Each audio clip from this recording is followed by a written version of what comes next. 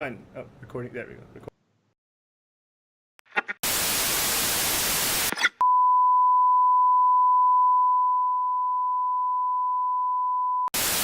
Star Wars is now 40 years old. I find 99 objects that do 99... But a bitch ain't one. Welcome to Fat Man Batman. I'm Kevin Smith. I'm Mark Bernard. Okay, so Star Trek Discovery is happening, whether you want it to or not. What is the sonic power Black Canary uses called in the comic book? Canary cry? Correct!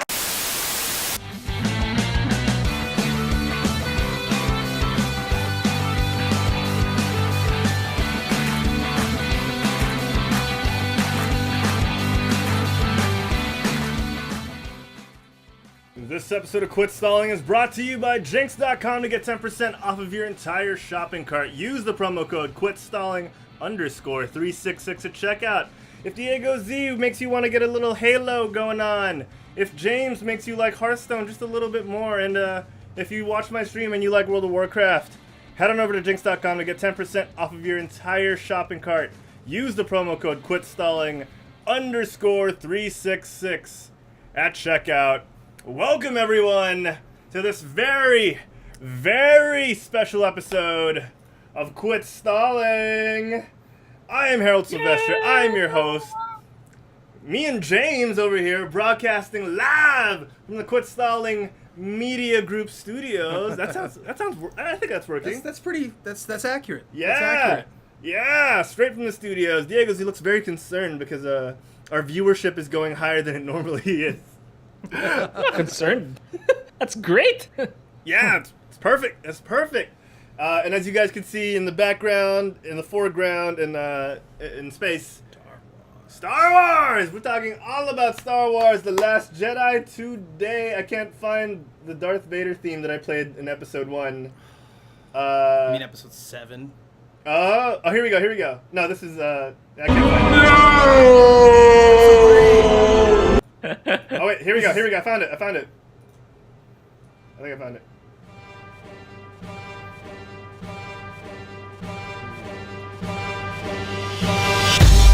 got this.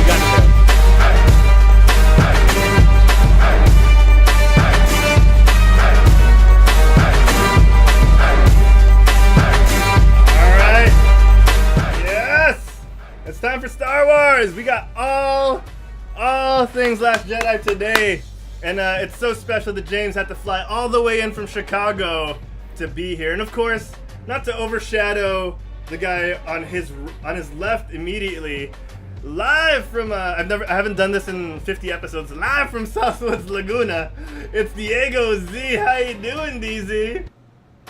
Correction, it's actually in Cavite. Not Oh, sorry, Southwoods Cavite. Good stuff. We're part You of the never corrected me Cavite before. Asswangs Overwatch team, just so you know. The Cavite Asswangs. Oh man, I can't wait. Francis in the chat says he's gonna make some dance gifs. I can't wait. I'm just there watching you guys. Just like not dancing. Oh my god. Alright guys, let's get things started.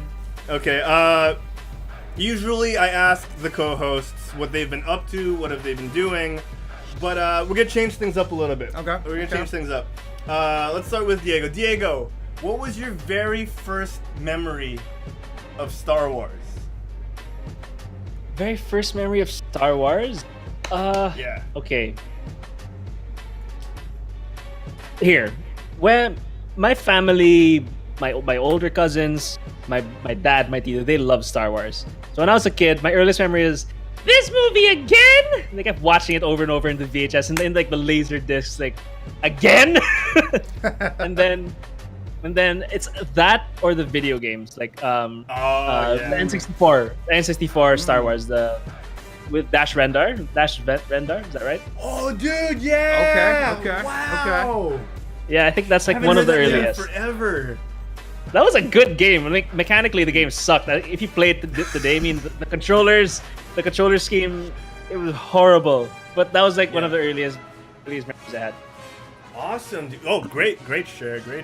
James, man, How earliest about you guys? memory of Star Wars. Ooh, I would say my earliest memory would be I sat down. I was a kid. I watched the VHS series from 4 to 6.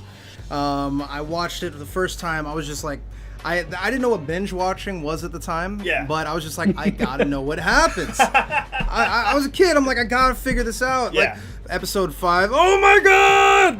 Gotta watch 6. And then I remember that this was in the States. And then when I came out, I would borrow my dad's old Betamax, right? Because he didn't have it on VHS when I came to visit the Philippines. I was like, I need to get it on Betamax. Yeah. And he had, it's funny, I think it was episode 5, he had rewound and fast forwarded that part where Han kisses Leia. Yeah. So many times it's kind of blurred now. Because it's about Betamax, right? Yeah, So it kind of blurs. So that scene is like, so it's kind of weird when you watch it. Was it because you wanted you to skip the No, he would just keep. It was funny because he could just keep rewatching it. It's like no. But yeah, I would agree. Also, that was my first memory, but definitely the games. I was, I would say sure. First memory's tough, but my favorite memory would be Battlefront. I was just a Battlefront guy all day. dude. Battlefront 1, Battlefront 2, of course. Yeah, man. Battlefront is my perfect game for Star Wars. I liked it better than Battlefront. KOTOR. Wow, you liked it better than KOTOR. Liked it better than KOTOR. Wow. Yeah. DZ, you played some KOTOR, right? KOTOR. No, that was in the PlayStation, right? It was Okay, the because- Xbox, PC. I think that was about it. Okay. In that case, no, I didn't get to play KOTOR because I didn't have an Xbox and I didn't have a good PC that time. Okay. Well, yeah. So the only time I you played would was know if you played KOTOR. KOTOR. You would know, like Yeah. Darth Revan. Yeah. Fudge. Okay. You know what, guys? My earliest memory of Star Wars is same with James, watching the VHS tapes of the special edition. Because we grew up around the time they were re-releasing the movies in the special edition format, and man, like Return of the Jedi was my favorite because it had the most lightsaber scenes. Like up until then, like Empire had a little bit, but it was like a little bit of fencing. Then I'm gonna throw things off the wall at you. exactly, Boom, boom. it was pretty much that. So like when we got Return of the Jedi, I was like, yes, finally some fighting. It's done. Yeah, I mean, because like at the start of Return of the Jedi, what you had was all of Luke's masterful plan, but then all he did was jump on the barge and start swinging and chopping everything down. Yes. Why did he have such a good plan? Like Like, he had such an intricate plan, but all he did was jump up and he's like, yeah, just chop everybody down. Boba Fett. Boba Fett. Yeah. So those are our earliest memories, folks at home. If you're watching, why is that? Okay. If you're watching, Click the link here. click the link here. Don't. Not this subscribe. We have a different subscribe. If you're watching at home right now, let us know what are your earliest memories of Star Wars. We'd love to hear them. We'd love to share them here on the show. So, and Francis in the chat says, Star Wars KOTOR, yeah, that's the shit. Damn straight, Francis. Agreed. KOTOR was amazing. 100% agree. Another game I remember real quick before we get into The Last Jedi was The Force Unleashed with a Star Killer. The first time we get a secret apprentice from Vader, and then Filoni decided to make Ahsoka Tano.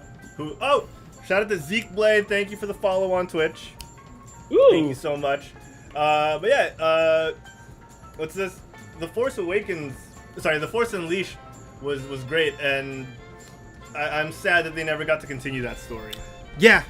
No, I thought that they would do something with Rebels. You know, that'd be an interesting seg. We talked about this on the show before. It would be an interesting, way to play out Ezra Bridges and make him Yeah. into that kind of canon. But either way, I liked Force Unleashed because I saw a mod online before where they made Starkiller's character look like Boba Fett.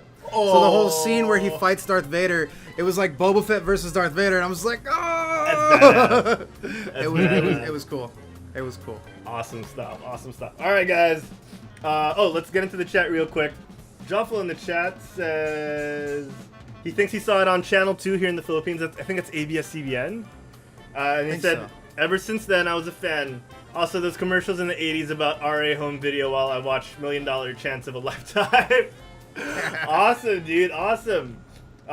You saying his first memory was the spaceship lifting scene in Empire Strikes Back. spaceship. Oh, like when it was lifting off. Oh yeah, dude. Good stuff. Good stuff. Zeke Blade in the chat said Darth Maul was the. Enough said.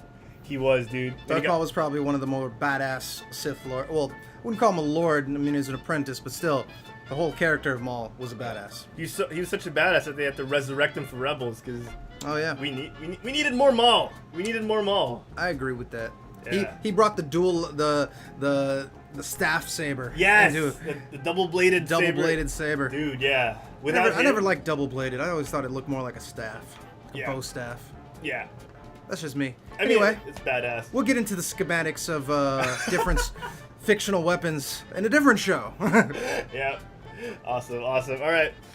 Monica from Boom Zap says her first memory, I think, was Rebel Assault, flying a ship through tunnels. Oh. Or is that the PlayStation one that she played was Rebel Assault, where you have to fly a ship through the tunnels. Very nice. Awesome. I don't think I recall that one, but I will take a look. Yeah, we should. Maybe there's an emulator. All right, guys. So let's get to this. DZ, when did you watch The Last Jedi? When did I watch it? I watched it with Cheska the other week. I don't remember what it was. Oh, it came out last week. So yeah, last week probably. Last week. Yeah. James, when did you watch that? I watched it on Sunday. I was in transit. Like, it came out in the States on Friday. Okay. And then I've been in transit, and so I didn't have any chance to watch it. And so I watched it just on Sunday, so it's very fresh. Awesome. I watched it premiere day, and second I left the theater, I made notes. So I wanted to watch it premiere day. I watched it last Friday. Now I remember. Sorry. Last Friday. Okay. Okay. Sweet. All right, guys. Let's get to this. Okay, let's start off with the beginning. Wait, you know what? We need a proper soundboard to segue through. And by the way, for those of you who just tuned in, or if you've been listening and you have not seen Star Wars, be aware this is a spoiler-filled episode. Yes. We are going to be talking about specific plot instances and our thoughts and feelings about them. So if you don't want to hear it, as much as we want you here, I respect your decision. Yes. You know, I wouldn't listen to me right now if I hadn't seen the film. But if you do want to listen to us after you've seen the film, please do. Yes, twitch.tv/quitstalling. On YouTube, all our VODs go up on YouTube, youtube.com. Just search for Quit Stalling. Let's see where else. Oh, we're on iTunes, Google Play, Stitcher, iHeartRadio. Anywhere you can get podcasts, we are there. So, with that said... Holy spoiler alert! It is time to get into it. Portini! And one more thing. We gotta play one more thing. Here we go. I thought they smelled bad on the outside. All right, let's do it. DZ, man, thoughts. So we started off the Last Jedi almost exactly where we left off in The Force Awakens. How did you guys feel about that? Okay, so from Force Awakens all the way to here. There was no time jump. We pretty much picked up like hours. Picked up where we left off. Yeah. In comparison to all the other films where things happened in between. Lots of things happened. Lots of things happened in between. between. Huge time jumps. Because for me, like, it was a little disorienting because we get right back to where Rey was handing off the lightsaber to Luke. Yeah. And we've never had that before, and it was a little disorienting for me. Mm-hmm. Yeah. It's kind of, I like to get settled into it. Yeah. I feel that. I get that. Yeah. I think. Like, yeah, DZ, go for it. Oh no, I was just gonna say, despite even if there was no time jump, it's pretty much easy to follow. I mean, all you got to do is read the yellow text at the beginning, right? And then that's pretty much how you follow. Yeah. That's a fair point. No, I mean, because a lot of movies do that. I mean, we see, The Incredibles is going to do that, and that was a 14-year gap, since the first film came out. But I think that it's accredited as well to the new director. Rian Johnson. Yeah, Rian Johnson has his own vision towards how this film should be. Yeah. And he picked it up I mean, that was a crazy cliffhanger. I wanted to know, admittedly. I wanted to know what happened. And as we found out, as soon as Rey handed off the lightsaber, Luke just tossed it in the back. He was like, nope. Done. Exactly. That brings us to the humor. Like, what did you guys think of the humor of The Last Jedi? Well, Diego, do you want to start? How about you go? You go this one. You start with this one. I'll give my thoughts after. Okay. In terms of the humor component, I always I'm a big fan of campy movies. I like an element of humor. You know, Star Wars even had humor back in the day. Yeah. You know, there was plenty of little tidbits that would make us laugh. Salacious crumb. Yeah, little little quips from Harrison Ford or from Mark Hamill, you know, or Luke and Han respectively. Yeah. And it was not. I don't think it was out of place. Okay. I think some of it was pushing it a little bit. Like it was like they tried to force it in a little bit. You know, come examples were that exact one, the flip. I was just like, okay, why would he just flip the lightsaber? Like, it was like they had such an intense stare down moment, and then he's just like, yeah. And I'm like, it was a little slapstickish, but there were some parts that were pretty funny. Exactly. Like some parts, like the funny part that didn't even need to be in the film was that opera lady who's like, oh, when the horses ran through. We're talking about that scene in Canto Bait with Finn and Rose's side quest. They let those little weird space horses run wild in the casino. Yeah. And then as they were running through, one busts through a wall, and that opera lady goes, oh! And there was a little drunk goblin guy. I mean, like, the drunk goblin I was cool with, but like that scene, it was funny, but not necessarily necessary. Yeah. Can you double up on that? I don't know if you can. Not necessary.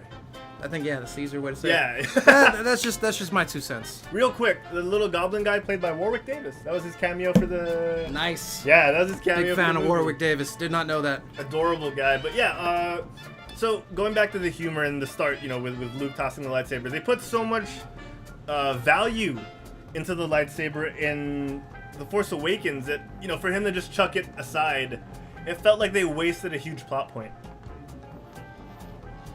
I think it was like, or how'd I put it? It could be like an unnecessary gag, but if you put it that way, that does make sense as well. Like, it's like completely disregarding, threw away everyone's expectation of how, wow, it's a lightsaber after the huge time jump. Yeah, right? Like, Rey had that whole the awakening part of The Force Awakens where the lightsaber was calling to her. She had those visions, and she got in touch with the Force, and it was all tied to the lightsaber. And we get to the lightsaber in The Last Jedi, and they literally threw it aside. But you could argue that it was a way to really put a metaphor towards how far Luke had fallen from the Force. How far disconnected he wanted to be. He wanted to be out of that world. Yeah. I mean, if you want to look at it, got to play devil's advocate. Look at both sides. Yeah, that's probably that. I mean, that could be how it was wanted to be portrayed. We may not have liked it, but that could have been what was coming forward. Yeah, that's true. DZ, thoughts on Luke and the lightsaber? The lightsaber. I just found it fun. I found it funny. You found it funny. I kind of like the idea that they did it because it shows that, okay, so Luke really doesn't. It's a good way to show that Luke is completely dispatching himself from the Force. It sets a good start or tone at the beginning. But yeah, I like that. Yeah, we do get to that, like, somewhere in the movie. Rey talks about how she reveals for him that he's closed himself off from the Force since the whole incident with Kylo, and it was really odd for me because it seemed out of character. After learning about all the mistakes of the previous Jedi, you'd think Yoda would talk to him about hubris and all of that. I mean, and he talks about it as well. He talks about how arrogant the Jedi were and how that was their falling. Based on what we'd seen from him in the original trilogy, the OT, you'd think he'd learn from it more. The OT. You'd think he'd learn from the mistakes instead of kind of falling on the mistakes of the Jedi and just closing himself off. Yeah. What? There's other. You're both talking to me only. Diego's looking at the chat, then he's like, Yeah. oh, my turn? Quick shout outs to some people. My sister tuned in. Thank you so much, Meg. Appreciate you tuning Meg! in. Shout out to Sud America. Muchas gracias, Alberto. Appreciate it. Hola, amigo. That's me trying. I mean, my Spanish is horrible now. Okay. Mi español es muy malo. Oh, yes. Que pasa, my amigo? He's gonna make fun of me for this now. I'm gonna catch shit. Everybody's listening to be like, nah, he doesn't talk. His Spanish is horrible. But yeah, shout out to Peru. And they're thinking about it in English. This man's horrible. Of course, yeah, because that's how they think of it. Oh my goodness. But shout out. Thank you so much for tuning in. Appreciate it. Thank you guys. All right. So in terms of since we're on Luke and Rey right now, what did you guys think of Luke training Rey? Because for me, he's like, I'll give you 3 lessons. He only got 1. He got to 2 lessons, and 3, he didn't really teach her anything. I think 3, he went all kind of Yoda on him, like the whole "you will figure it out yourself" kind of thing. Like, no, because like then Yoda comes back and like just fucking lightning bolts him, like from the afterlife. He's just like, you had second thoughts, Zinga, just like fucking lightning bolting out of nowhere. But the only thing I didn't like about the relationship between, and if I may jump into this, go. The relationship between Rey and Luke is when Rey got so emotional and attacked Luke. I'm like, oh hell no! Oh yeah, she did attack him. That whole scene was just like, yo, so show some respect. Yes. Because I'm coming from the standpoint, again, I know it's no longer canon, but I read the extended universe. There's a lot of things that you got to come in without these preconceived notions. But I'm coming in still with Luke being strong enough to just take down an AT-AT with his own, like there was a little homage to that, a little bit in the film, but like I picture Luke being this, I wouldn't say supreme leader, but he is very adept in the Force. Yeah. And it looks like he got, his ass handed to him. Yeah, you can also see the reluctance with him fighting, but yeah, you did kind of, you just let Rey kick his ass. I don't know, like, I just see Luke as more of a badass. Diego, sorry, I know it is difficult with us both here in the studio. Diego, no, it's fine. What are your thoughts on the dynamic between Rey and Luke? Rey and Luke? It's cute. I find it cute, honestly. Cute in the sense that there's like, okay, Rey wants to learn. Luke doesn't want to teach her, and she's just trying and trying. Wait, sorry, Diego. What? Did you mute your Skype? Yeah, I did. Okay, I can hear you twice. Is that this? No, I turned the volume off over here. All right, never mind. Sorry, my bad. I'm hearing you twice. You're hearing me twice? That might just be me. That might just be James. He's just saying exactly what I said twice. Just repeat. Yeah. No, but yeah. I find the relationship cute. It's funny. It's a typical teacher-student kind of thing.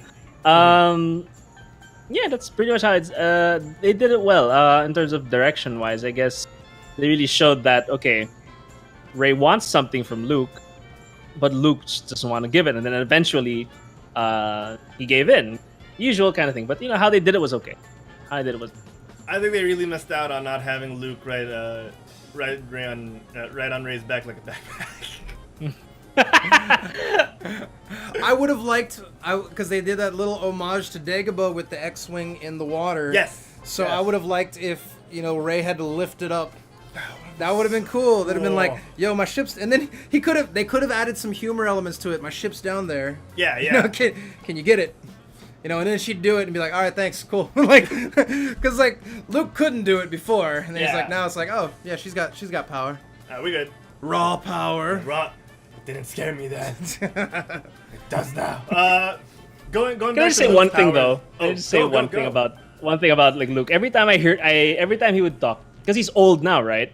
Yeah. He's really old now. I just close my eyes for a second and like think, okay, it's Joker talking to me. Because he's so old now. We were saying that. Exactly. Yeah, he sounds. I mean, you think this is what I said to Herald earlier. I agree with that point completely. Yeah. He's been Joker more consistently than he's been Luke Skywalker. Yeah. Like over the years. That's true. So his voice, you really picture him as Joker. And it kind of, I'm sure like all the vocalizing as Joker kind of just attached to his voice, and he's gotten like a little too far down, and he's just like, this is how I talk now. Batman. That was very Jar Jar-ish, and I'm sorry. That was weird. This is how I talk now. Misa talk like this now. Misa do podcast on Star Wars. Oh man. Yeah. So, what? Are you okay? No, I'm just getting a seat. Oh, he's getting. You got the ladder. Okay. Yeah. Going back to Luke's going back to the Force real quick and the powers and Luke, you know, I do have the same thoughts in my head and from the old expanded universe, how Luke is supposed to be this badass who could pull a Star Destroyer from orbit down to fucking to Tatooine or Jakku. Like, that is how I pictured it. And, you know, we do get hints of that. I thought the ending, which we'll get to later on, was a sign of how strong he still is with the Force. Yeah. So, like, you know, a lot of missed opportunities, because we do have a lot of preconceived notions. We've had expanded universe stuff with us since Empire Strikes Back. Like, it's been like 40 years of EU, and all of a sudden we just have to scrap that and think, okay, this is the new definition of what the Force is and what Star Wars canon is. Yeah. So it's really hard, and it's really hard for Rian Johnson to be able to establish his own parts of the canon because of all our preconceived notions. Can I ask a question though, quick? Why did they get Rian Johnson instead of J.J. Abrams as a director? As Jay would Was say. he busy? I think he said that he didn't want to do all 3 films because he didn't want to spend 9 years doing Star Wars. And then immediately after The Force Awakens came out, he's like, I regret not signing on for all 3. Oh shit! Yeah. So why they get Rian Johnson? Yeah, because they already got Rian Johnson. They already booked Trevorrow for 9, and then the second Trevorrow said that he couldn't do 9. You know, they automatically went back to JJ. I guess for better or for worse. Like I enjoyed The Force Awakens. Yeah, I really did. Yeah, so I'm looking forward to the next one. Yeah. I would have also looked forward to Space Dinosaurs, but you know, like, guess it's not gonna work out. Guess not. We got Laura Dern, so it wasn't so bad. Clever girl. Oh my god. Alright, here we go. Going back to the chat real quick. Joffel in the chat says, the lightsabers have always been a symbol of Skywalker's rise to power, and throwing it aside just like that sends a message to the fans that they're no longer pushing with the Skywalker saga. I mean, I don't know. Conflicted thoughts on that one. Yeah, because Ben is still very much a Skywalker, and it's still pretty much about him. You know, he's become Supreme Leader for a reason, and you know he has a connection with Rey and all that. So, I mean, I wouldn't cast the Skywalkers aside just yet, especially considering that Carrie Fisher and Leia were supposed to have a huge role in Episode 9. You know, yeah. And based on what happened to Luke, that may have been the episode where she died. God damn it. They're killing everyone! I hate it! Okay, go, James. No, about that point, I mean, because when you think about the main trilogy, it is a Skywalker saga. Like, Yes. I think that it seemed to revolve around this family and their crazy impact on the galaxy. Yes. You know, that being said, there's so many other stories that we can have this new, I guess, viewpoint of how Star Wars should be. I'm okay with that. You know, there's stories that can talk about, like we talked about this a little bit before, Rogue Squadron.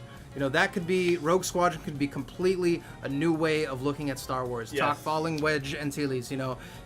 The books, the movies, the video games, they were all, or not movies, but the video games, the books, they were all awesome. And painted Wedge as such he was a badass commander, you know, which raises the other question that I saw, you know, and shout out to Screen Junkies, because I was watching this, They had that little, like, chopped up, like, this is what you might have missed, and these are the little Easter eggs. Not the Easter eggs, but it was more of really important questions from the Star Wars universe. I didn't see that one yet. And they said one really good point. I don't want anybody to think I'm stealing it, because it did come from them. Okay. But it's like, how pissed off was Wedge that Lando just came in out of nowhere and became a general after Wedge led 2 Death Star missions? Like, Lando just kind of comes in and snitches, right? It's like, oh, hand did this. You know, Luke's down there, you know.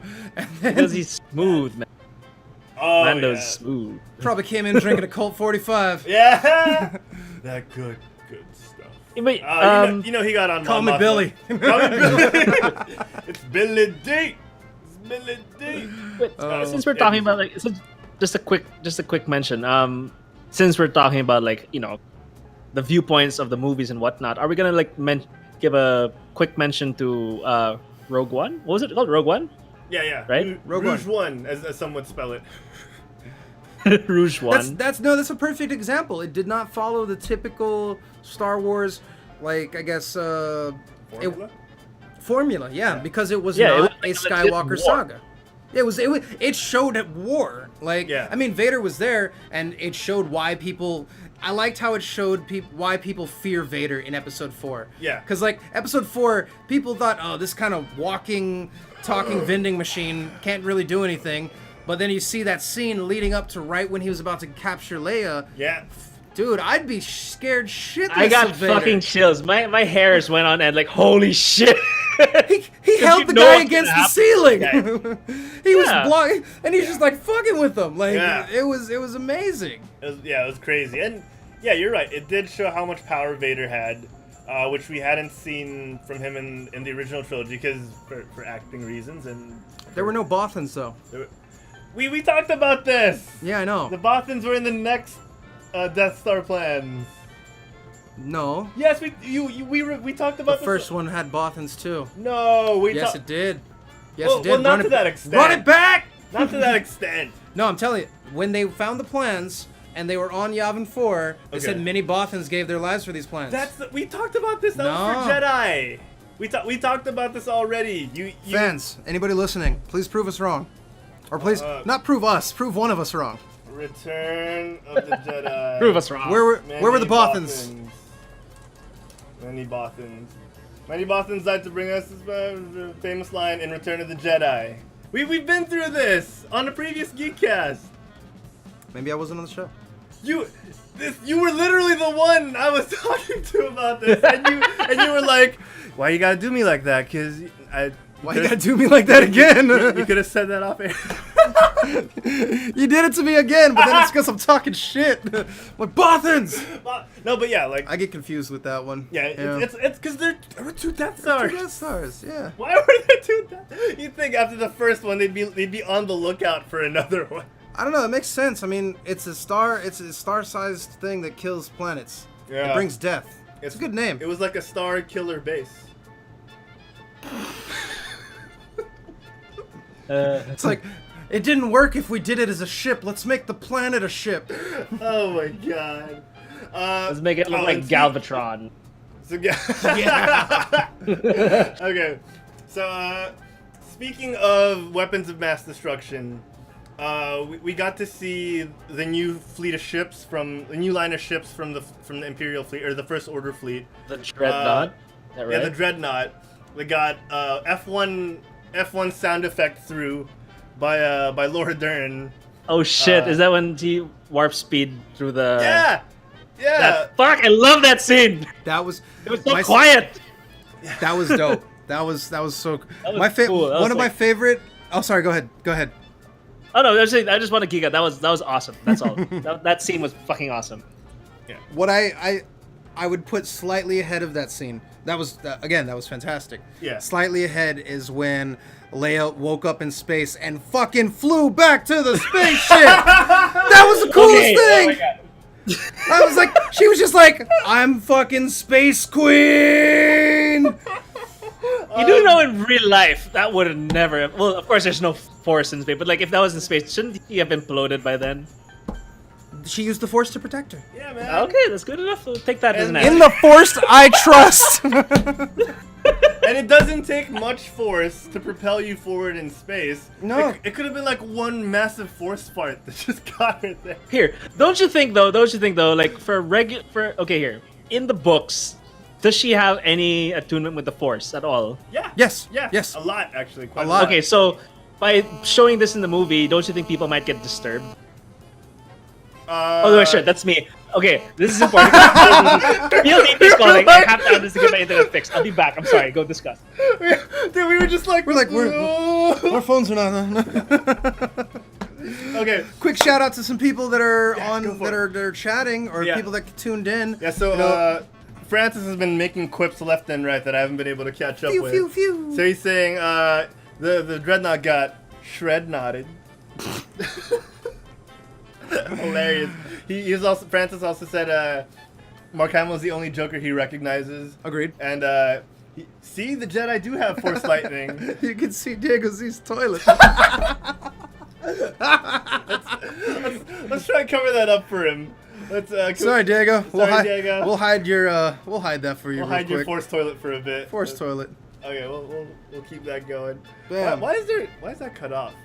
Can we fix that? No, we can't fix that No, right we now. can't. It doesn't reach.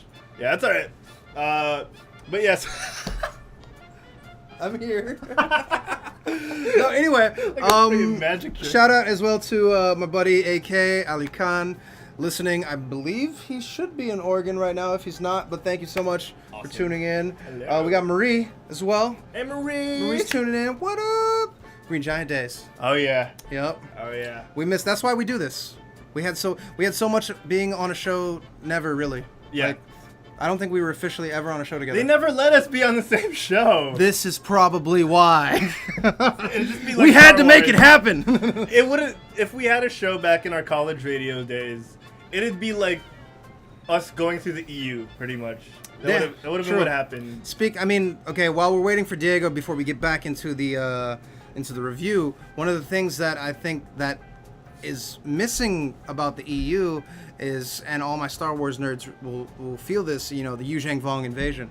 Yes. You could do 3 movies on the Yuzhang Vong invasion. Yeah, we did talk about this. The Yuzhang Vong invasion, for those of you who don't know, came pretty much directly after Return of the Jedi. Mm-hmm. A couple of years in between, Luke has grown his powers. That's when we were talking about how he could pull a fucking Star Destroyer from the sky. Shout out to Cape Guy, for following us on Twitch. Thank you. Cape Guy. Cape Guy. Thank you so much for the follow, man. Appreciate it. Yeah, so you're right. That had enough meat and story to go through a couple of movies. But, they did mention that the reason why they're going in an original direction is because they didn't want to be limited by what the books were. There were books for a reason. To guide you along this journey. Timothy Zahn did not write Thrawn, is the whole Thrawn trilogy, just so it couldn't be made into a movie. Right? They brought Thrawn into Rebels. And he has been one of the best parts of Rebels, I have to say. Like, that dude is badass. And, his stone cold demeanor could be very well received in movies. Agreed. Yeah. All right, so, we'll get back to DZ in a little bit. But for now, let's continue on. Yes, We'll with The soldier Last on. Jedi. Okay, so... Coming back to the real meat of this. Yes, okay, so let me bring up my notes here. Near-death fake-outs, dude. Okay. We had, by my count, we had 4. So we'll go. I'll list them out and we could talk about it. So we had Poe, Leia, Finn, and then Luke, but not really Luke. You know But what I then mean? Luke. Yeah, but then Luke, right? So let's go with. We had the most obvious one, Leia. Yeah. Because she was dead. She was in space. Yeah, like. Show her Force powers somewhere else. Don't... Like, she could have reached for something under, from afar. That would have been... No. Yeah. No, but I think that how they showed her... I like how they did it, because not only do I think it was one of the most badass scenes in the film. Okay. And sure, I know they had to rewrite a lot of Carrie Fisher's parts in the film, given what happened. Actually, they didn't get to. Oh, they didn't? No, I think that's why they still built her up. As a badass. Yeah. Yeah, because... she was a badass. Again, when you follow, it comes to these preconceived notions that if you look at the EU, she was also trained by Luke, and she did have abilities. She was more on the Force healing side, but, she's a Skywalker. Yeah. The Skywalker family is just notoriously powerful. God damn it, Anakin. So yeah, that Skywalker blood, man. That was a cool because it had the scene, the build up with Rilo didn't push the button. He's like, I can't kill Mom. Yeah. Then somebody behind him, fire. And then I think it was kind of brutal the way Carrie or Leia got ripped off of the Admiral bridge. Akbar died. Oh my god. If you just tuned in on that part, again, I warned you. These are spoilers, no holds barred. But Holy spoiler alert! Admiral Akbar, it was not a trap. It was a deliberate attack. Yeah. Yeah. Oh. Kape guy in the Twitch chat says, watched yesterday, The Last Jedi. I thought it was the end of Star Wars series, but was just the beginning. Great movie. Yeah, man. I think that's one thing we can come to a consensus to is, for all its divisive plot points and storylines, it was still overall a great movie. And totally. We'll definitely get to that later on. But yeah, Nerf Diva in the chat says, I'm one with the Force is with me. I'm one with the Force. The Force is. Yeah, Jimra really badass. Shout out to the other Tay brother. You know, both the Tay brothers are tuned in. Oh, sweet! Peru in the house. Woo! Let's go, Lima. Woo! All right, so. Okay, so. Anyway. All right, so going back to that, what did you think of the near-death fake-outs? Because we had Finn as well, like. I think it's just cinema. I mean, I think that sure, it could get a little bit annoying because it's like, you know, these near-death fake-outs, it's because we're so used to other mainstream films, like, let's say, Game of Thrones, that kill off main characters like it's nothing. You know, it's Star Wars. You know, there was a lot of build-up before, in The Force Awakenings, before Han died. You know, so these main characters, these death fake-outs, it's, like, I guess I didn't really, like, I did think that was when Leia was going to go. I honestly did. But everyone else, I was like, this isn't it. Like Poe? No, I didn't think Poe was gonna go. Yeah. You know, Poe's too essential to the storyline. I thought that would have been it because it was at the very start. You know, he was one against like a whole fleet of TIE fighters, and he was trying to just clear the way for the bombers. Like I thought that would have been. Luke. Oh, he's back. Okay. That was awesome. That was a pretty good Alec Guinness. That was pretty good Alec Guinness. I'll give you that. I'm back. That was pretty. Everything okay, DZ? Everything okay on your end? Yeah. We've been waiting for a technician PLD to come by for a while, so I had. Yeah. Is he here? Is he there? Nah, he's not coming. Maybe tomorrow. But the thing is, I told him just to give me a heads up because tomorrow I won't be here. The house. Oh, okay. Side note about your bathroom. Yeah, we saw your toilet, so we had to turn off. Oh yeah. I'll just close it. It's all good. It's all good. I mean, if you want to show everyone, I mean, it's cool. It's cool. It's, you know, it's clean. Like a supreme. Francis in the chat says Supreme Leader's throne. The Supreme. The Supreme Leader's throne. He can't hear us. Yeah, he can't. He really can't. But you know what? It's fine. So anyway, as we were saying, we were talking about near-death. We weren't talking about Diego, of course. Of course you weren't. We were talking about the near-death fake-outs. Yeah. Throughout the movie, and yeah, James was saying it's something that's not been expected in movies because you know we got used to Game of Thrones killing everyone left and right. But for me, like 1 or 2, okay, but like 4, and then Luke not being really, and then really, like dead. Like it was really awkward for me. Like I think if it would have been effective if they didn't do it so much. Okay, you're gonna have to bring me up to speed. Which near-death make-out scene are we talking about? Not make-out, fake-out! Fake-out scene. How come make-out? Like, I thought about Finn and the Asian girl. Like, her she has a name, DZ! It's Rose! Oh yeah, Rose. There. She's Vietnamese! She's Vietnamese! Oh, she's Vietnamese. She's a super fan! She is a super fan, wasn't she? Yeah. Sorry. They talked about her. I saw that. I saw that budding, like, that budding relationship. I saw it from a mile away. Yeah, totally. It was forced. It's making a weird dynamic. That one was forced. I found that really like, okay, this is kind of unnecessary. I'd rather them like have the relationship with Poe and Finn, more action. Oh yeah, man, Finn Poe. I'm with Finn you, DZ. Poe. Finn Poe. Finn Poe. Faux bad. Faux. That's a really good soup, DZ. It's a really good Vietnamese soup. Some pho. Yeah. Some pho. But before, like, there were like speculations, like, what if Finn and Poe are actually gay, and then that would be a good. Or bi. Like, we're not judging. Or bi. That would be good. I was hoping for something like that to actually happen. That would have been cool. That'd be an interesting dynamic to Star Wars. Like a different kind of love triangle, and in Star Wars. Yeah, exactly. That'd show how progressive, like, the future. Progressive. Or the past, I guess, a long time ago. Yeah. Yeah, long time ago they did that stuff. Yeah. Totally. No, but yeah, like, I felt that was forced. I really did feel that was forced. And how the hell was she able to catch up to Finn when Finn was going straight and she went right first? Like, if anything... That one is so flawed. He slowed down because he got scared. He's like, he pulled back. Or maybe Harold's not that because much the taller force than of me. the beam was pushing against his ship, so he was kind of slowing down a bit. There we go. Science.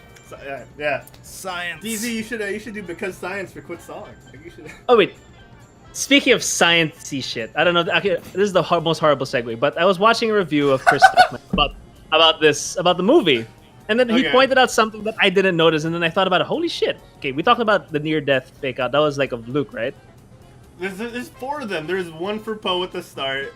We had Leia that we talked about. Yeah. Then Finn just now, and then Luke at the end, where he was not dead and then dead. Yeah. Well, the fight scene with Kylo and Luke. Then, if you notice about because they were in what was the name of the planet? Kyber. Kyber. It's the ground was made of salt. Was snow and salt, right? So when they would move and there was something go over the salt, you see the red. You see the red stuff. Emit, right? Yeah. If you look carefully, according to him, don't quote me on this because I'm taking this from some other reviewer. If you watch Luke's footwork, there is no salt. You don't see the footprints. You don't see the white stuff like foofing, the red stuff foofing from the ground. And then you found out later on that it's just an illusion. He wasn't there. Yeah, because he wasn't there. I didn't notice that until he pointed it out. I want to look at that because that's a good point. Because there was a part where Luke like span under Kylo Ren's saber. When he did that, I was like, isn't he too old for that? Dude, when he did that, I was like, yes, Luke is back. Hey, but Yoda looks like a hummingbird on crack. I mean, so...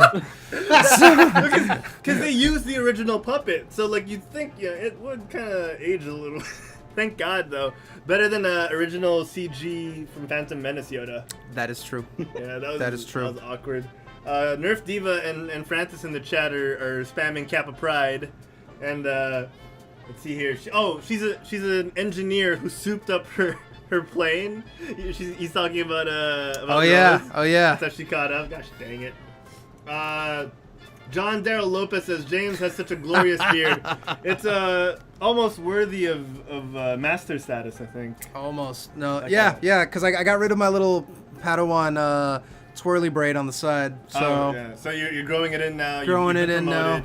I'm gonna be I guess hideaway Jedi. That's what I'm going for. Yeah. You know, hide in the desert. Kind of keeps my face dry. Yeah, I heard the Force does that to facial hair, so obviously I'm not Force sensitive. Yeah, just me and DZ lang. Yeah, I'm like Rose. I'm just there cleaning up. Like, oh, you're a hero. I love how she didn't hesitate to shock him too. Yeah. She went for it, didn't she? She just little deserters. You're not leaving, are you? Dude got wrecked. He got wrecked. Riggedy. Yeah, riggedy wrecked. Morty. Okay, so speaking of old men and lightsaber fights, Luke. I loved how they filmed those scenes in Skellig Michael. So Luke obviously still looked very disheveled, and Mark Hamill still had a little bit of the weight because they filmed those immediately after the Force Awakens filming. And then, by the end, I thought it was CG at first. It might still have been a little bit, but he lost that weight by the time they shot those scenes. Yeah. Like, when he was walking up to Leia, that wasn't CG, that was him walking up to Carrie Fisher. He lost a lot of weight for that part. Like, I was like, wow, Luke really thinks a lot of himself when he force projects himself through the galaxy. He thinks he's that thin. But yeah, like, if you watch the interviews, if you watch Mark Hamill at the red carpet premiere, he got thin, dude. He worked his ass off for that role. So yeah, huge props to Tito Mark. Tito Mark. Tito Mark. Tito Mark. Shout out to Hamill. Speaking of Mark Hamill and the little revelation that I gave you. Oh yes, okay, go for it. I want this is gonna because I don't know if you read about this, DZ. I was telling this to Herald earlier. And when this we were having lunch, Kappa Pride. It's such an awkward handhold too. But so one of the things just about Luke's character was that I didn't always agree how Luke's character was portrayed. And the funny thing is that in an interview prior to the release of the film, Mark Hamill had actually said to Rian Johnson about, after reading the script, saying that he fundamentally disagreed with every decision that he made about the character, but he was the director, so he was still going to try to make his vision become a reality. So from the get-go, Mark Hamill didn't like how Luke had been, I guess, portrayed. Yeah. Like how they were going to portray Luke. And so that comes in, and like, you got to keep that in mind, that Mark Hamill had to go in thinking this isn't how my character in his eyes should be. Yeah. He's got to live out someone else's vision. So that could be why some of the decisions, like on how Luke was, on how he reacted to, let's say, Rey, to the training and all that, could have been reflected in the film. Yeah. Before DZ comments, I do want to say, man, like how much of a pro is Mark Hamill to just swallow his pride and be like, all right, this is your vision. Yeah. Like, fuck, dude. I know a shit, like every other actor, like a shit ton of them in Hollywood would just be like, oh, fuck this. And then he walks off. I don't want to do this, yeah. Like, what a Look for pro. another Mark Hamill. I hear Sebastian Stan is free. Like, yo, fuck. Dude. Okay, so DZ, like, thoughts on that now that you've heard that story? Okay. Actually, no. I did see that interview. Oh, nice. Here's the thing. What was Mark Hamill thinking? What would his character be? Yeah, was he thinking of like being young and that? What was he like in the first 3 movies? He was a young hopeful with all this like good in him. I really honestly here I don't know what Mark Hamill was thinking when he said that, like, what, not in a bad way, what he had in mind. I didn't know what Mark Hamill had in mind, but I kind of like the direction that Rian Johnson gave him for that, to be, you know, a washed up Jedi. He doesn't believe in what the Force really is supposed to be. It's aside from just something that, you know, moves rocks and control people. It's become that now. I like that. I like that Rian Johnson did that. And another thing that I also like is that in terms of actual dialogue, dialogue, if you notice how Carrie and Mark Hamill talk as Leia and Luke, they'll talk as if they were still from the old movies, the first trilogy. Okay, everyone in this movie talks pretty nobly or like a rebel, okay? If you really listen to how Luke and Leia talk, they're like, you know, with the stuff that they said. What Luke said to what's his face, Kylo, before he disappeared. He says, "See you around, kid." Yeah, I mean, he kind of uses a bit of, you know, like he's a farm boy. He uses farm boy language. Leia is that usual spunky princess she's always been. And at least I'm glad they kept that. They kept that characterization till now. But you listen to Rey. She's like British. You listen to Finn. He has. He's also British, but he goes American. Yes, but like everyone sounds like they're from the future, but they, at least the old characters, still sound like themselves from way back when. Yeah. I mean, it does speak of eras, you know, and how each film was filmed in these eras, and the people who are acting in them are products of that era, and you know, it translates well into the Star Wars universe, because you know, it shows that time has passed not only in real life but also in Star Wars, also in the galaxy that we wish we were a part of. So it makes sense. So I forgot our initial point on why we ended up to this. Luke. Mark the direction Mark Rian Johnson. Yeah, Mark Hamill. I mean, I do like the whole gray thing with Mark Hamill. I wish they explored that a little more, you know, with Luke and his thoughts on, because he was kind of talking of how us in real life have already kind of come to realize, like, if you want to be a good Force wielder, you have to dabble into both the dark and the light equally in order to, you know, be as good as you could be. You know, you can't close yourself off, or you risk falling into the traps of one or the other side. Light side would, as they're saying, lead to arrogance and hubris, and then going to the dark side would lead to falling too much into the whole like cackly evil villain. All the pure dark side. The weird Kraken hole, like Yeah, what was up with that hole in Skellig Michael? Like, what was up with that hole? I don't know. I thought it And was she just touched at first. she touched it? I thought it was just a hole to a cave, and then physical it representation. Yeah, And it but was. it's like, and then it was. Yeah, Yeah, it it was. was. Yeah. and then there's like Physical- infinite mirror thing. That infinite mirror scene was pretty That was freaky. trippy. Yeah. Yeah. Yeah, that was. Yeah, when she tick tick tick tick tick tick. It was the physical representation of Darth Vader's asshole, and and the evil that happens within. Everything It was goes like, I on never and go on in there. Never go in there. You can see forever. Oh my god. All right, so let's see where else do we lead off? Oh, real quick, let's wrap things up with Luke. How the hell was he fighting like this? Like his No, that was always his stance. No, but it was like this. He was never like. No, that was always he was always like had this. he always had that weird stance. You go back Really? to episode thought it 4, was go like back to this. go back to episode sorry, not 4, episode 5, episode 6. His stance, like when he would start to attack, would be like this when he like charged. But he would always go back to that awkward, like I've never held a sword Yeah. kind of pose. Goes back, Yeah. goes back to DZ's point. He is a farm boy. Like he didn't know what the universe was. He just wanted some power converters. but I mean, who the he hell- didn't give a shit about. He didn't. The Jedi's was a myth to It all him. He's like, started with power converter. yeah, Tashi Station, man. Like, He's probably trying to. He's like, yo, I just want to get, I want to get some power converters at Tashi Station. Maybe meet some of them chicks. Yeah, I meet mean, some chicks at you Tashi go- Station. Imagine you go to 7-Eleven just to buy batteries. All of a sudden, you're a Jedi. That's my life goal. Like that's what I want to happen to Why do me. you think James goes to 7-Eleven so much? all Like, of he the just time? waits- Shout out 7-Eleven. You've been real to me. You've been real to me.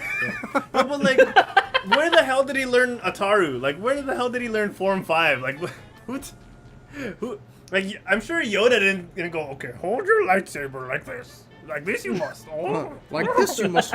That's weird now. Now that Yeah. we're both doing it like this, it's just like Yoda taught him some things. Yeah. Yoda taught him some things. They were younglings. Finish your training, you must. Okay. Oh, All right. So that was my biggest gripe. But then yeah, also we didn't get enough Luke. Like we got a lot of Luke, being grumpy old man and like in a slightly throwaway role for me. But we didn't get enough Luke, like how he should be, because we waited this long. We saw Luke develop through the original trilogy. We never got him in his prime, which is why I'm still pissed off. And then, now that he's old, he couldn't impart knowledge properly, and all the scenes he was in felt rushed to me. I would have liked to see him training some younglings. I would have liked to seen him. Yeah, setting I up. wanted to see more of that, more of the Yeah. what happened. They could have done that in flashbacks. Like they Yes. could have easily done that in flashbacks, taken a little bit away from Rose and Finn's side quest. It's cool to have Right. Del Toro.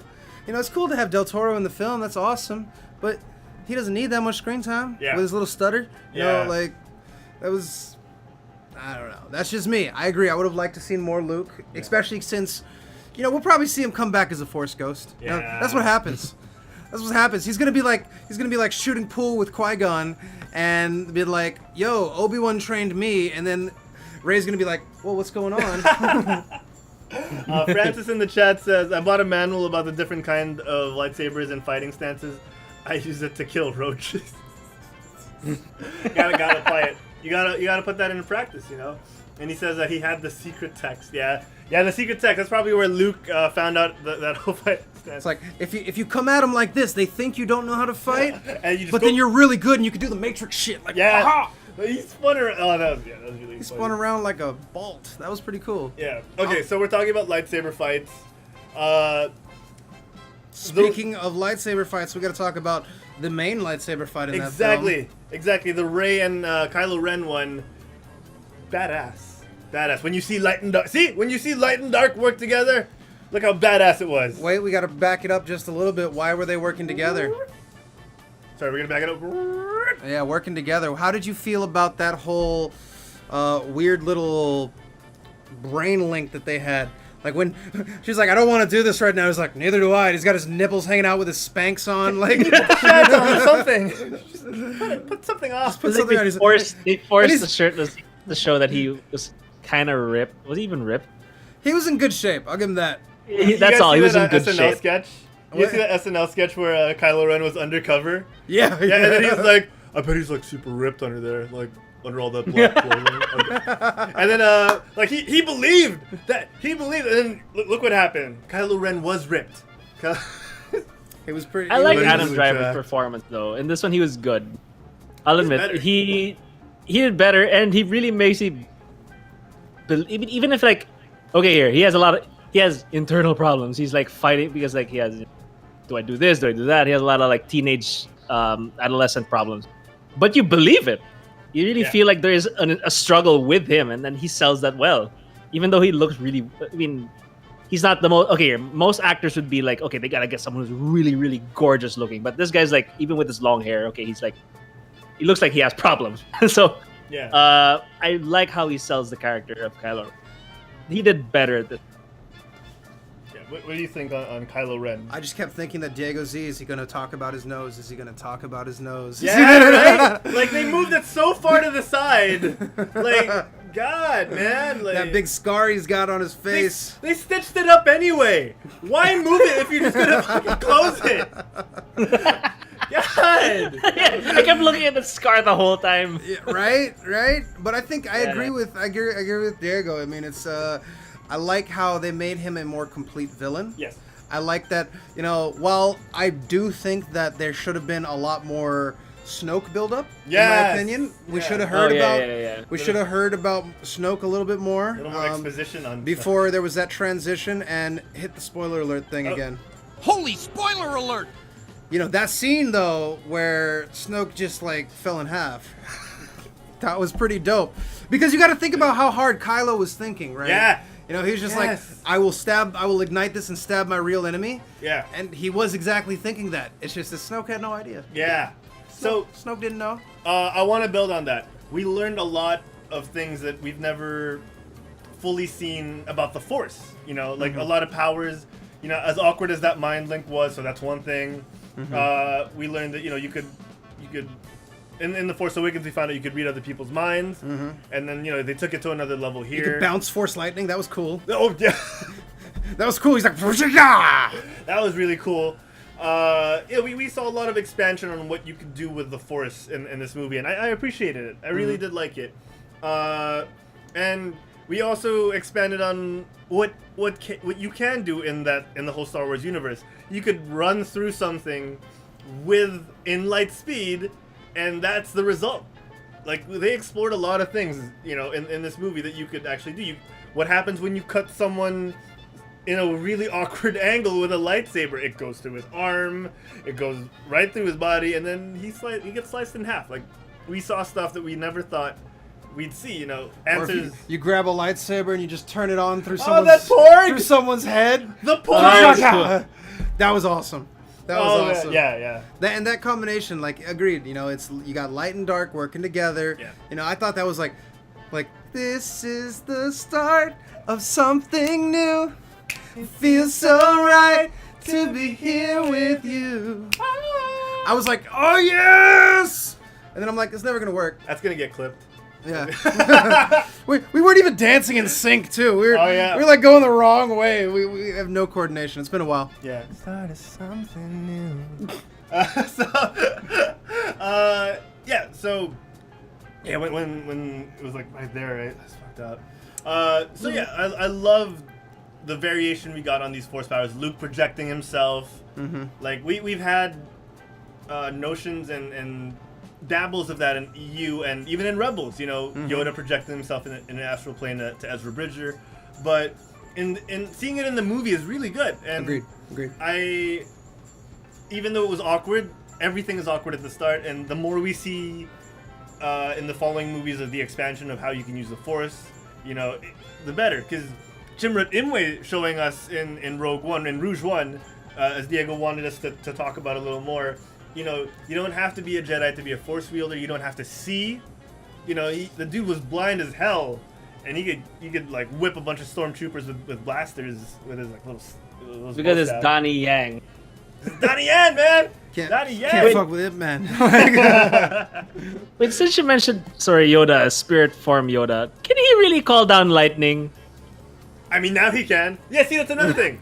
Yes. Like that is my response to your. That's my response. I have nothing to argue back. I'm just like, it's Yoda. Yeah. All right. I mean, the dude lived. That was the first time a Jedi used lightning. Yes. And the dude Real lived, lightning. Fuck this like thing. hundreds of years. Like he was hundreds of years old. Yeah. So like it'd make sense that he's learned more about the Force than anyone ever has. He was 1,000 because like he was like 900 something years old at the start of episode 4. So he had to be at least 1,000 years old at this point. Yeah. At least 100 years have passed from maybe not 100 years. No. Like a couple of years. No, but then he's also been one with the Force, So, Totally. He's I'm gonna guess he's 1,000 years old. My official guess. We're gonna check that in a second. Yeah, you go for that. Francis in the chat said that it went from the Star Wars series went from a family space soap opera to a bit of a rom-com, and see that's my point. That's kind of where I'm also leading to is, DZ. I told James this while we were having lunch. I love Rian Johnson's Star Wars. I just wish it wasn't part of the main saga. His Star Wars is great if you want to expand the universe, but as a Skywalker story, it's very lacking. Mm-hmm. I understand. It wasn't. It's not the best, but it's okay. I'd watch it a second. It's good. I'd watch it a second time. Definitely. I agree with that point because when I think of the main trilogy, episodes 4 to 6. Episodes 1 to 3, and now episodes 7 to 9. It's it is again. It goes back. It is about the Skywalker family. Every film, it started from little Annie being having an immaculate conception. Yeah. To he was concepted immaculate. He wasn't. He didn't have. Little Annie didn't have the baby. What was the fucking Little Arnold Annie Schwarzenegger movie with No, but so it started from Anakin, just coming from the Force. Yeah. Then it talks about his kids and the weird, daddy issues that they had throughout the episode 4 to 6, and then it goes on to the kids of Anakin, where it is all about the Skywalker family. I mean, there is so much room for different takes on Star Wars, just like they did with Star Trek. Some of it was great. Some of it really sucked. Yes. I'm looking at you, Deep Space Nine. Jay, I'm calling you out. We'll talk later. Oh man. He's also a huge what's it called?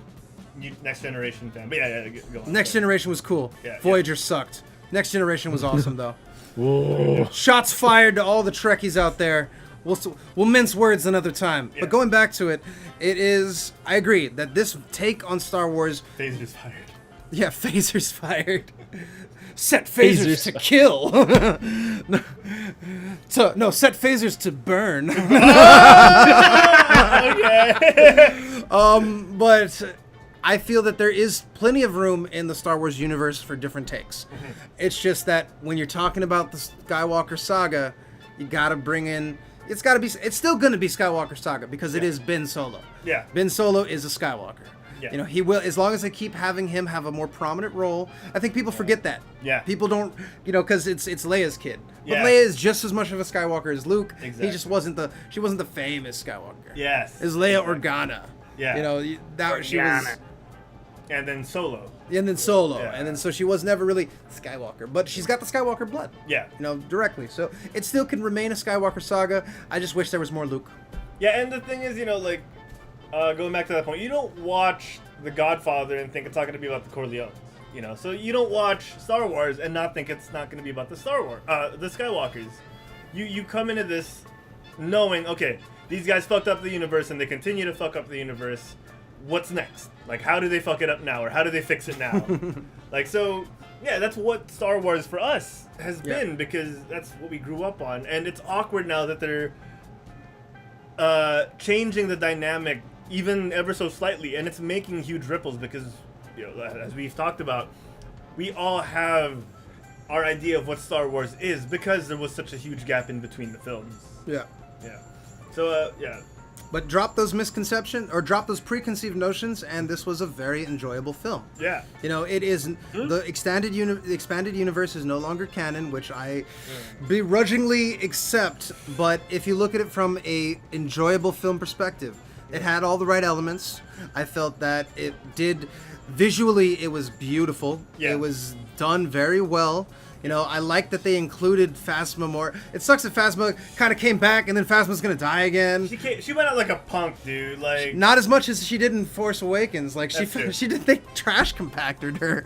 Like, I was like, this. They have all this merchandise and she was a punk. Yeah. And then she comes back and she was pretty badass. But then she died like a punk again. yeah, she. BB-88 was better than her. Yeah, Like, BB-8 was really good. No, but BB-8 was like he was on when he was riding on the walker coming out. Yeah, like, no, but I expected, like, DZ, I don't know if you'll agree with me on this, but I expected Phasma to at least win a little bit. She kind of got dwarfed in a sense that, she is that big bad, and to prove that Finn is also a badass, he had to be the one to defeat her. But why her? Like, let her live another film. Let her establish a little bit of dominance and then take her out so that you can show that she's a badass. Now she just feels like a punk. she'll come back Well, again. What if technically we just saw her get engulfed in a flame? Maybe she'll come back, burned up in something. Technically, she only died in a fiery death. Yo, that ship exploded. That ship Oh, got it cut did? right Oh, through. okay. That was the ship. Oh, that, yeah. that was Snoke's ship. Oh, yeah. That was Snoke's ship that went right through. I thought it just cut in half and then it just drifted away. Oh, yeah, because Hux and Ren were still on it, and then they were able to escape. Yeah, but I think Hux and Ren didn't fall into a fiery pit. So, like, Hux and Ren had plenty of time to find a proper ship. Yeah. Nerf Diva in the chat says fifth fake out. Oh, Possibly. That's a cross movie fake out. Then it's like when we see the trailer, it's Phasma's face. Like, I'm sick of this motherfucker. He keeps killing me. Oh, if she comes back and kills Finn, maybe. Francis in the chat says, "Ain't nobody. She'll return. She'll be back." Ain't nobody. And they need to take the high ground. She never took the high ground. Keep that in mind. That is the best tactic in any Star Wars movie. If you don't have the high ground, you're fucked. Yeah. The high ground just ensures your victory. Yeah. DZ, man. So thoughts on Phasma and how she went out like a punk? Sorry, that's leading. Phasma. I was hoping to see more. I was hoping to see more of Phasma because she looked so menacing in Force Awakens, right?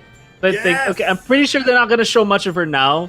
Maybe in the next film, maybe in this one, but she just got engulfed in flame. Yeah, dude. I'm really hoping that like she just got engulfed, but she didn't die. Yeah. I know, It's but just her too face, much. The fact that her they face showed her is- eye. If they wanted to kill her off, they wouldn't have shown her the eye. No, because that The might eye have been with our last chance to see her.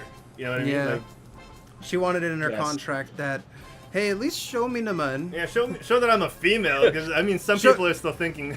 Really? Did anybody? Because I knew she was female from the get go. Yeah, me too. But then, like, if I was in Star Wars, even if I was a stormtrooper, I'd even if I got punked and my helmet had to fly off, Yeah. that's cool. I was in Star Wars.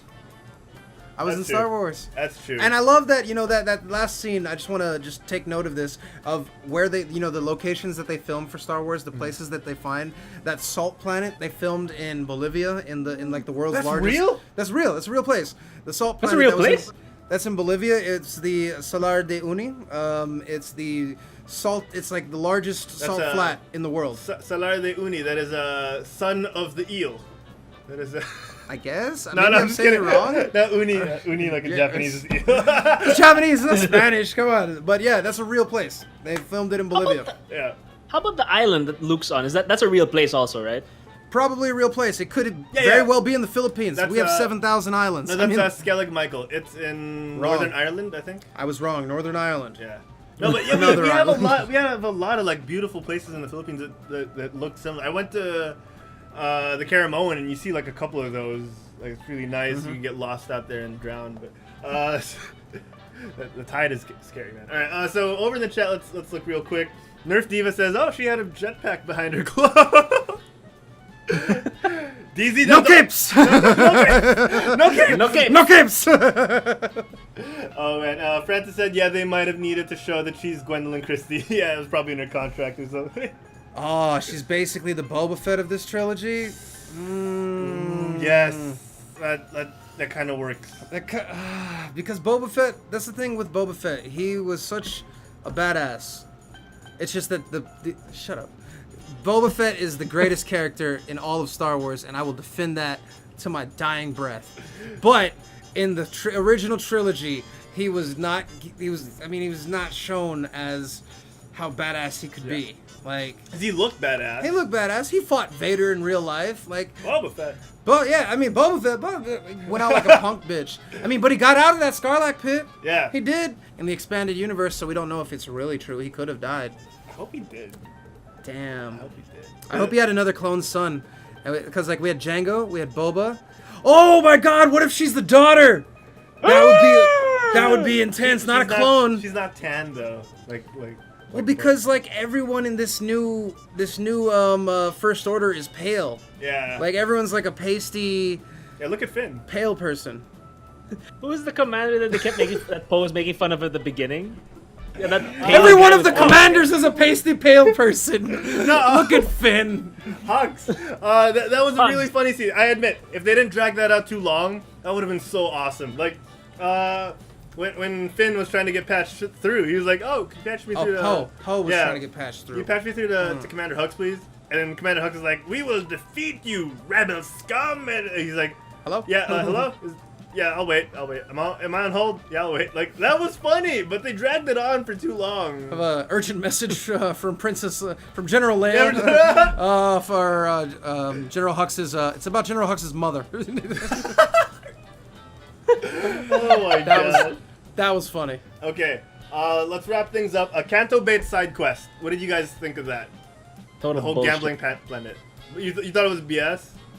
They could have done the whole movie. As James had pointed this out earlier, they could have replaced that whole scene with flashbacks of Luke. That's true. That's true. The only thing is they had to make some kind of real world connection, and that just showed that there are people that profit from war that will continue to push forward. The 1%, blah blah blah blah blah. You know, and they had to set up Finn falling in, or the Asian girl Rose, the Asian girl. Now you got me saying it. Yeah, come on, DJ. You got to sell Rose falling for Finn, you know, and then leading to that awkward kiss that was just so awkward. Yeah. And Sorry, not just setting up the you talked about setting up the real world and the connections, not just the whole, you know, people really do profit from people profit from war. Not just that, it's also, oh look, anyone could be a Force user, like this little kid with the broom at the end, right? Like they did that. Yes, I remember seeing that. Yeah, That's popped some questions. He just grabbed it. Maybe he's got magnets on his hands. and then like, you know, like the rebel. I mean, he had the ring on. Maybe the ring has magnets in it. You don't know. And I was thinking, like, you know, like the Rebel Alliance can spark hope in anywhere and anyone. That's also a great like message. But again, like very throwaway. Like they could have established that in a very much quicker sense. Oh, I slipped. My chair fell. I'm not this Or short. maybe Luke got busy over the time skip. oh my God, he got busy. Wait, which brings one question I gotta ask you guys, since you guys Yeah. know about this a lot more. Okay, because when me and Cheska were watching this, we were going back and forth asking, okay, who are Rey's parents? I was saying that no one. There's no one. okay, is it I don't- really I don't no one, believe or because I was Cheska believe was saying there's just no one. I was saying, is it possible that it's Luke's daughter? No, just let her No, be right? no one. No, Come not on, at all. guys. Just let her be Not even no one. Obi-Wan. Not even Obi-Wan. No, let her be no one, because it proves Okay. that the galaxy is far bigger than the Skywalkers and their friends. And I don't like it being nobody because really? it's like they tease it being like the secret child that never was of Yes, Han and exactly. Leia. That's why like she has to be someone. it plays it feeds because like that's the expanded universe. Ben Solo goes evil, or Jason Solo goes evil, and then their other Janine, right? No, Jaina. Jaina, yeah. She goes and she fights her brother, and you know that lends. She gets trained by Boba Fett. Yeah, that was badass. That was badass. And just saying, because Boba Fett was the leader of Mandalore at the time. He was the Mandalorian. He was the Mandalore. Just saying. Yeah. Anyway, he was Mandalore. Anyway, I think it could go either way. I personally don't believe she's nobody. I think Kylo's just fucking with her. Oh. But if it is, then I agree with Hark's point. You know, it's showing that it is a step away from the Skywalkers' prevalence in every aspect of how the galaxy unfolds. One fucking up the universe is enough. Yeah. one with a friggin' temper tantrum the size of a planet. Like, come on. Yeah, Kylo's got worse temper issues than teenage Anakin. Like, Yes! Yes! At least Anakin was just depressed about sand because it gets everywhere. Yeah, and the people. He doesn't smash his helmets. You're just like, yeah, man, I hate sand. And the people. Yeah. Oh! Took me a second. I killed them all! I hate you! Oh, yeah. That's gonna be cut. That's gonna be cut me just yelling, I killed them all! Yeah, Francis, could you clip that part? Just I killed them all. Not just the men, the women, and the children. Shit. Damn it, man. Yeah, so Canto Bay, unnecessary, in your opinion? Unnecessary. Could have been a quicker side mission. Poe being all yippee-ki-yay was a little too much also. But also the fact that they kept Laura Dern's role too ambiguous for me. Like, she could have just told them, you know, like, leave the ship and I'll cover. No, I like it. You like it? I like what they did because it showed that she was a true leader. She was just kind of keep everyone like relaxed and calm. She was gonna be the one that she wasn't doing it for pride. She was doing it because it needed to be done. Yeah. And that's what they wanted to show at the end. And that's what Poe realized. Like, oh shit, she stayed behind. Yeah. You know, like, oh my god, that's what she was doing. Yeah. You know, it makes sense now. She didn't need to hype up her plan to everybody. She needed to get everyone to move forward. And it's super real too. Like, Yeah. you know, keeping people in the dark will build tension like that, and you will get someone rebelling like Poe did. So yeah, it was pretty true to form. True to form. Yeah. You know, I was seeing some reactions there. Thoughts on that? Sorry, I was clipping the sand. So I had to make sure. I had to think of a real title for it. Okay, sorry. What was this about? Thoughts yeah, Oh, don't put it as sand, people, because I just put sand. I hate sand. I hate you. What was the topic? Sorry, what was this part? No, like Thoughts on like whole Laura Dern keeping people in the dark, and you know, Poe having to rebel because he thought that she was a spy or a traitor. The hot shot thing. Yeah. Actually, I like that. I like that. Normally in most movies, okay, you're gonna follow the hot shot. You're gonna follow the Top Gun because he's right. He's always right because he's the best pilot. Blah blah blah. And then at the end, okay, you find out, okay, he's wrong, and because he was wrong. Yeah. If you think about it, because of this guy and Rose and Finn, they lost so many rebels because of their. They lost all the bombers. Yeah, they lost all their bombers. Well, was the bombers really their fault? Oh yeah, well they lost the bombers because Finn again. That was Poe's fault. Yeah. That was Poe's fault. Poe's fault. Yeah. Poe said go with it because, you know, admittedly that was their one shot at a dreadnought. Yeah. But you know, you could live to fight again. Yeah. But the thing is, if they were already tracking them through light speed, they would have just caught up to him anyway. Yeah, so in a sense, he was right at the start, wrong at the end. Wrong at the end. Yeah. They can't all be gems. Because if they didn't go to find the decoder in Canto Bight, they wouldn't have. They wouldn't have found out. Yeah, they wouldn't have found out. They're being tracked. Yeah, that's right. Because it was the other guy, the hacker, who could have deal with the First Order to give like the idea, blah blah blah. Yeah. Mm-hmm. There, yeah. All right. So lastly for me, let's see here. I still think Kylo lacks depth as a villain. So his motivations were my uncle tried to kill me and my parents sent me away. It's still kind of lacking depth for me. My mentor. How did Snoke come into his life? Yes. Snoke was more the most- exposition. How was Who is like? this? What was he just like? He was just like on a planet, being like, "Oh shit, this guy's hella powerful. He could be used for good or evil. I'll make it evil." Yeah, look at that creeper in the background. Hi there, Chris. I like the whole, but it's obviously there's no way it could be real, but it just blows my mind if it could that Snoke turned out to be Mace Windu. Like when he flew out the window, like he didn't die, no body.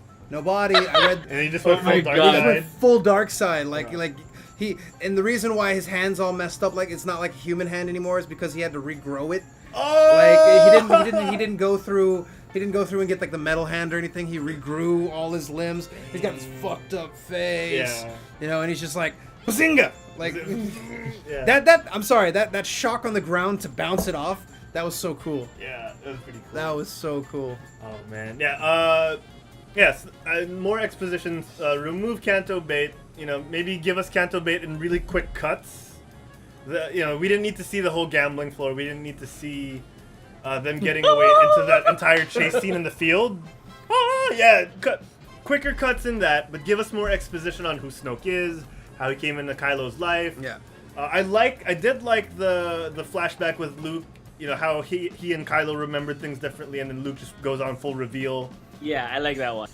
That was nice. I do agree Rey needs more as well, but maybe not in the parental sense, but more of the okay, so she's just good, like looking for adventure. Like we got that with Luke. We got that. He wanted to be more. Give us more depth with Rey, and yeah, like I said, Rian Johnson, great director. Just keep it away from the main saga. Like if he gets his own original trilogy, yes. But keep it away from the Skywalkers, because, man, all the stuff that they built up for, all the plot threads they dangled in front of us, except for Snoke, were kind of answered in slightly disappointing ways in The Last Jedi. Oh, me. DZ, you want to go? You want me to jump in? You go ahead. I half agree with Harold, and I half think that it's a nice take on how Star Wars can be. I feel that I do agree that it could be put into a different not, I wouldn't say timeline, but a different series, like the Han Solo spin-off. That could be interesting. We could have a movie on Boba Fett, give him the credit he deserves. We could do the Rogue Squadron. We could do. There's an infinite. See, look, Salar de Uyuni. That was. Yeah, it was in Bolivia. There's a lot of potential for the Star Wars universe. You can go about just you don't even have to go Knights of the Old Republic. Like if they made a movie of that, I would freak out. That would just be fantastic. And then that could be a completely different view of how, because that would be way before the Skywalkers even came. They were even a blink in the Force's eye. Yeah. Like that could be, you could do it completely different. But all that being said, it does lead up to now we're all just looking for what's going to happen in episode 9. Yeah. We all are. I mean, because we saw that episode 7, kind of brought back, oh man, these are the nostalgia feelings. Yeah. Oh, they're killing another Death Star type thing. This is great. Episode 8 was just like, Star Wars is different now. yeah. Shook us and reminded us that this is not the same trilogy. Yeah. And you know what? Again, if you go in without those preconceived notions, it's exciting because I have no expectation. And so that it leads me to being like, okay, now I'm excited at what could happen rather than, oh, they didn't portray it the way I wanted it to be. Yeah. It's just like, whoa, this is new. Yeah. Like, oh my God. So I'm looking forward to the next one, and I still give a thumbs up to episode 8. It would rank not in my top 3 films, but it is not top 3 among all the episodes, but I would give it 4. Okay. Let's in terms of on a scale of 1 to 10, what rating would you give it? 1 to 10, I'd still give it a solid 7.5 to an 8. Nice. Good film. Good stuff. DZ, man, give us your full thoughts, and then we'll end up with a rating as well. My thoughts on it. Again, first off, Canto Bite scene, Not unnecessary. Wanted to know more about Luke. Wanted more from him. I like what they did again. That Poe Dameron didn't get his way. He actually failed to throw over the commander and blah blah blah. I like what they did. I like what they did with Kylo Ren in this one. Adam Driver did a good job as Kylo Ren. I mean, yeah, again, it's not a perfect movie. It's not the best, but you know, I'd watch it again. I was entertained. I mean, Yeah. does this movie? I mean, that's why you don't. This movie doesn't have to be perfect because there are how many Star Wars movies have been made already. I guess there's no way to get 9. everything right. It's more of like, will I enjoy this movie, right? And despite the flaws, you know, it's worth the watch. It's enjoyable. I mean, who cares now if there's some errors, but because as you said, like there's so many things you can already do with it.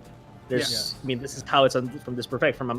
Again, movies are completely different from books and games and every other medium, so there are different ways to tell a story. So personally, yeah, I mean, I don't like giving a rating for movies, but more or less, let's put it this way: I'd watch it again. I would very much watch it again. Just give us a rating. Give us a rating. I'm not good at rating. Fine. Around. That's 1 hard. to 10. 1 to 10. Okay, fine. About 7.5 to 8, same as James. Okay, But yeah, I'd watch it again. If that's the Yeah. best way to put it, I would watch it again. Agreed.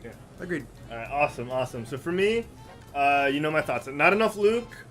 Too many unnecessary fake outs. Keep Rian Johnson in the Star Wars universe, but separate from the Skywalkers. I love the guy. What he was doing with the story, like James said, would work. Like maybe in a Han Solo film, that humor would work well there. Just give it to us in a setting that we're not expecting so much of, because with the Star Wars saga, with the main saga, we already have expectations, and what they need to give us is satisfactory. And you know, they play.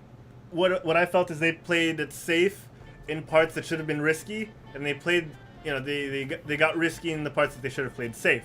They played safe when they did the near-death fake-outs instead of, you know, just kill Poe if you want to. If you don't, if you're not gonna kill Poe, don't make us think like, you know, you're gonna get there. Especially with the Luke scene at the end, you know, where he's not dead. Surprise, he's dead. As dramatic as that was, and as cinematically awesome as that was, you know, having him stare into the twin suns as he dies, and achieves satisfaction and, you know, becomes one with the Force, it still was missing a lot. It felt like his job wasn't done for me. So, you know, he deserves more, and it just fell flat on that end. And, you know, overall, again, I would watch it again. I'm with you guys. I'm gonna rate it a little higher than you guys. I'm gonna give it an 8. And it was just not the Star Wars we were expecting, and it may not be through any fault of theirs, because, you know, it was because there was so much time, like we said, in between these films, and we've become accustomed to rewatching and watching what we already had, so that we were expecting more of that. So it was really hard for them to follow it up to a level that we'd be very favorable to. If they stuck to the same formula, people would say that, okay, it's just the same thing over and over again. Yeah. If they went too far in one direction and explored too much, they'd say this isn't our Star Wars. So they're trying really hard to keep it in the middle while still being able to expand on the universe. So, yeah, an 8 for me, an 8. Okay. I just, you know, I think that they should, if we could get 2 Ewok movie spin-offs, we can get more Star Wars spin-offs. Yeah, Yub Nub, an Ewok story.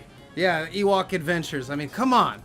Come on. The Ewoks were just a ploy. You know, that was just trying to get more kids into it and more merchandise. You know, if we give 2 Ewok movies, we can get 1 Boba Fett movie. Boba Fett? Like, just give me a Boba Fett movie. That's all I want. Me and Johnson, you know, Ryan, just take it. Do Boba Fett. You can make him cool, like he deserves to be seen as. He's got a cult following for not doing anything. Come on, if you give him a good movie, that's gonna explode. That's instant Okay. money. That's just, yeah, exactly. You know, and that's my 2 cents. I'll stop talking. Go No, ahead. no. Harold, No, please. DZ, you got anything else, DZ? Do we really want Rian Johnson again? I mean, he's only done 5 movies, including Star Wars. No, he's getting a trilogy, whether we like it or not. Let's Oh, let's, Yeah, he's getting Yes, one. he's doing the next one. No. His own trilogy. Oh yeah. Yeah, Oh, okay. yeah. let's get Oh, that's Boba fine. Fett a Michael Bay film. Oh! I'd agree to that. Explosions everywhere. Up. He just shoots his rocket launcher at everybody. Actually, Takes no. if- he if- can do it. If we could just give Michael Bay a lot of money, and then this would be his last film, it might as well just be Boba Fett blowing things up. I'm down for I'd that. Be down for And it. it's a I'm down for that. musical. And it's a musical. What a perfect way to end the show. Dude, this was great. Oh man, it was was so awesome. fantastic. We got to get us all in like a room and like set it up in like a circle. Oh, DZ, James is here till Feb. We could do that. Sure. Let's do that. Let's do Let's that. do it. We're gonna have QuitCon in January, so we might as well. All right, guys.